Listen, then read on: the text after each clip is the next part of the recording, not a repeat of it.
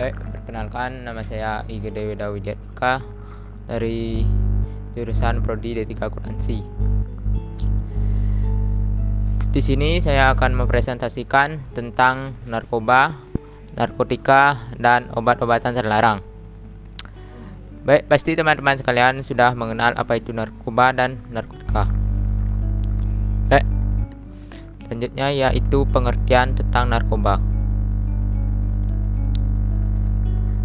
Narkoba adalah bahan atau zat yang dapat mempengaruhi kondisi kejiwaan atau psikologis seseorang, pikiran, perasaan, dan atau perilakunya, serta dapat menimbulkan ketergantungan fisik dan psikologi.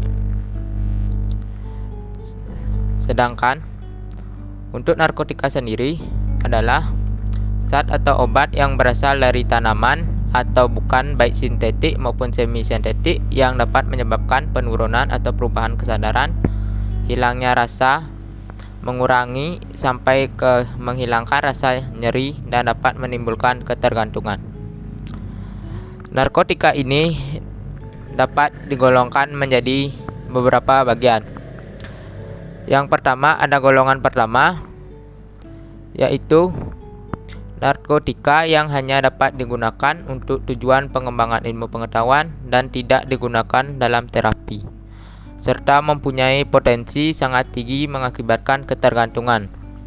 Contohnya heroin, kokain, daun kokain, opium, dan ganja.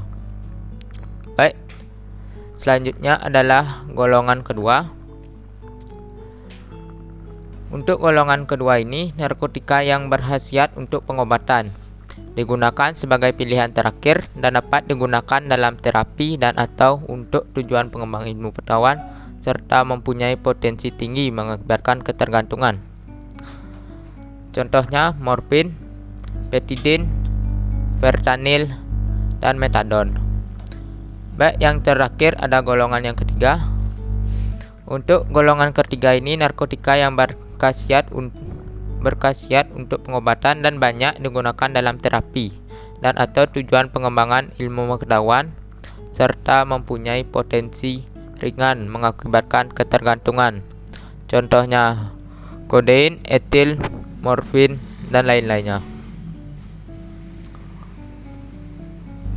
Baik, untuk selanjutnya, dampak penyalahgunaan narkoba.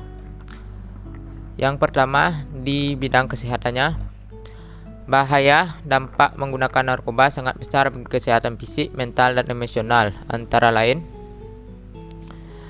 terganggunya syaraf utama.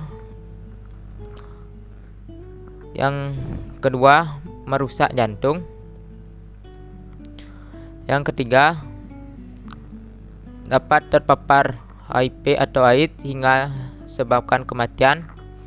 Yang keempat, tak hanya itu, jika pemakai adalah wanita akan berdampak pada siklus haid yang kurang teratur. Yang kelima, menyerang kesehatan secara keseluruhan.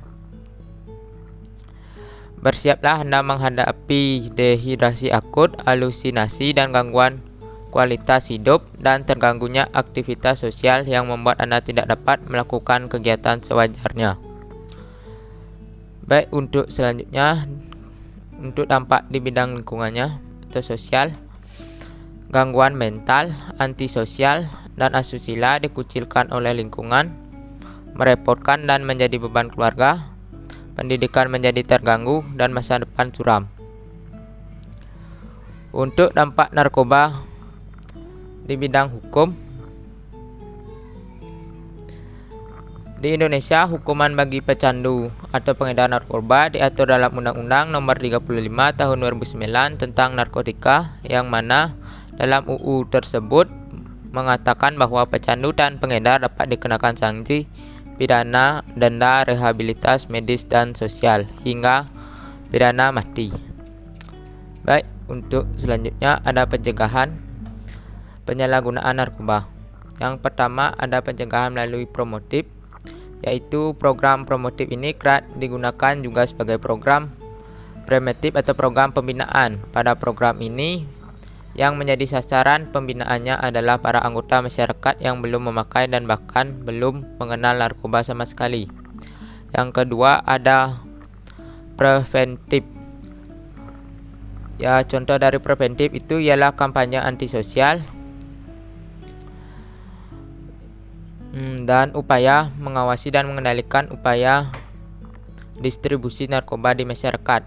Pada program ini sudah menjadi tugas bagi aparat terkait seperti polisi, Departemen Kesehatan, Balai Pengawasan Obat dan Makanan, BEM-POM, Imigrasi, Bea Cukai, Kejaksaan, Pengadilan, dan sebagainya. Tujuannya agar narkoba dan bahan pembuatnya tidak beredar sembarangan di dalam masyarakat, namun melihat keterbatasan jumlah dan kemampuan petugas, program ini masih belum dapat berjalan secara optimal. Baik.